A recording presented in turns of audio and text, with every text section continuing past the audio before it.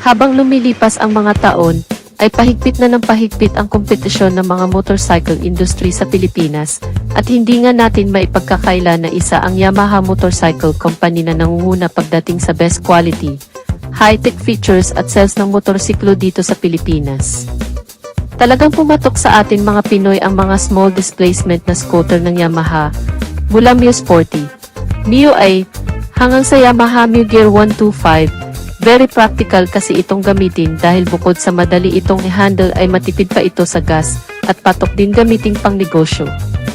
Kaya dito talaga nag-focus ang Yamaha sa pag-produce ng small displacement scooter na may wide footboard. Meron na tayong na-feature na ilang 125cc scooter na posibleng ilabas ng Yamaha sa Pilipinas, at idagdag na rin natin sa listahan ang isang 125cc scooter na to. Ito ay ang Yamaha Ray CR125. Ang scooter na to ay para sa makabagong henerasyon natin ngayon, dahil siksik at liglig na ito sa features. Ang scooter na to pala ay isa sa best-selling scooter sa India, at ang dalawang motor na mahigpit din nakakompetensya ng Ray CR125 sa India, ay nasa Pilipinas na rin ngayon, ang Suzuki Bergman Street 125 at ang TVS Ntorq 125. Himayin natin kung ano ang nasa scooter na to, at bakit sobrang pumatok ito sa bansang India.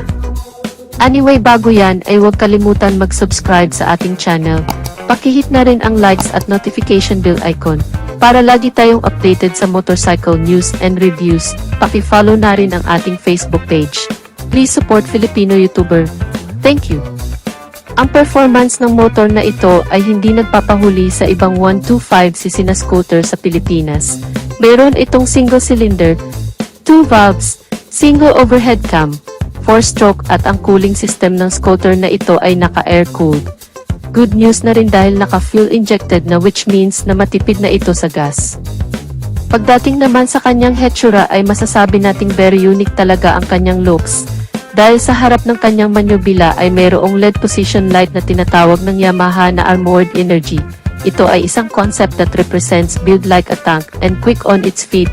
Ganito may lalarawan ng Yamaha ang bagong scooter na to. Sabayan mo pa ng napakaangas na visor. Ang kanyang headlight ay naka-LED, dito naman sa kanyang tail light at sa kanyang mga signal lights ay naka-bulb type pa lang. Overall looks ng scooter na to ay mapapansin natin na para siyang Yamaha Mio na may pagka-bulkier tingnan. Maganda din sa mata ang kanyang color combination na nagpadagdag sa kanyang pagiging elegante. When it comes naman sa kanyang performance ay masasabi natin na tatak Yamaha talaga ang makina ng scooter na to, na kayang mag-produce ng maximum power of 8.2 PS at 6,500 revolution per minute. Habang ang kanyang torque naman ay nasa 9.7 Nm of peak torque at 5,000 RPM at syempre powered by Blue Core technology, na kayang mag-perform ng mas malakas sa mas mababang fuel consumption.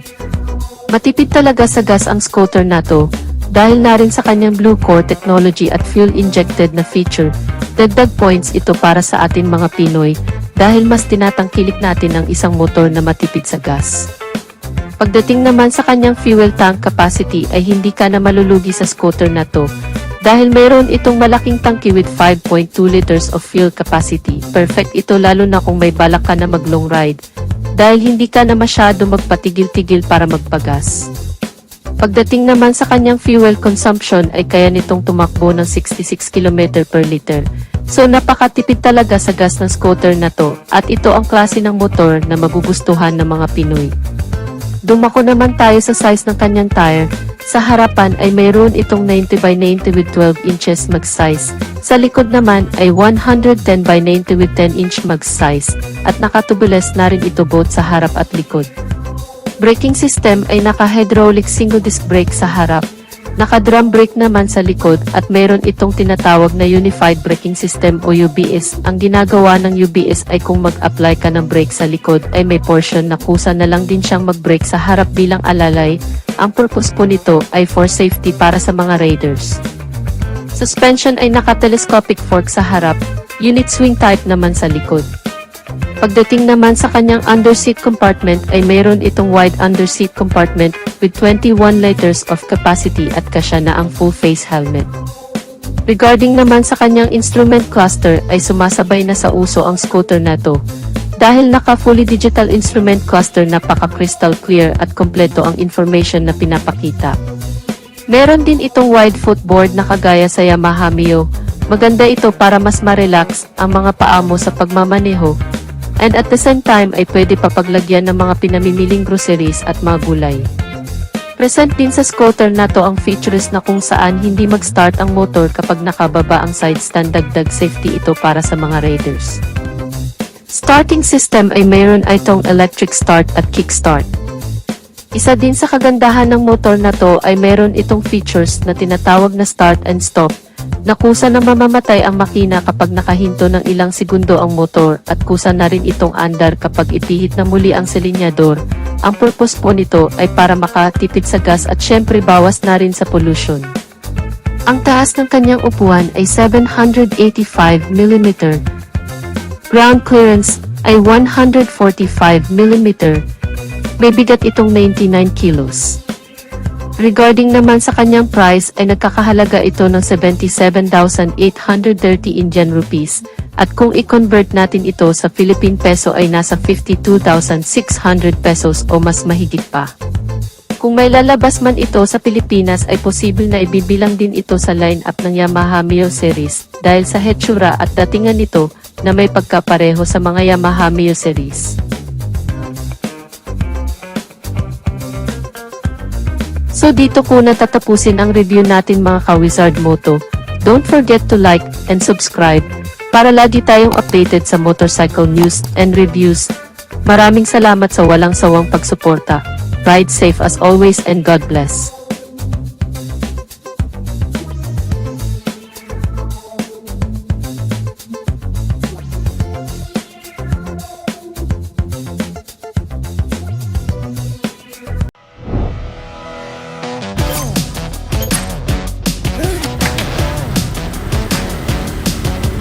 Making the run, I shine in the sun every day.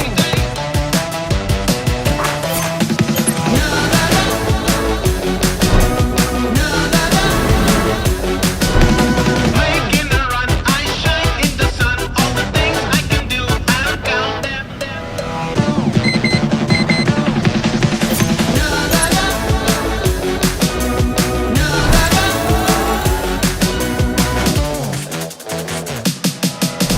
Making the run. New Yamaha Race CR Street Rally.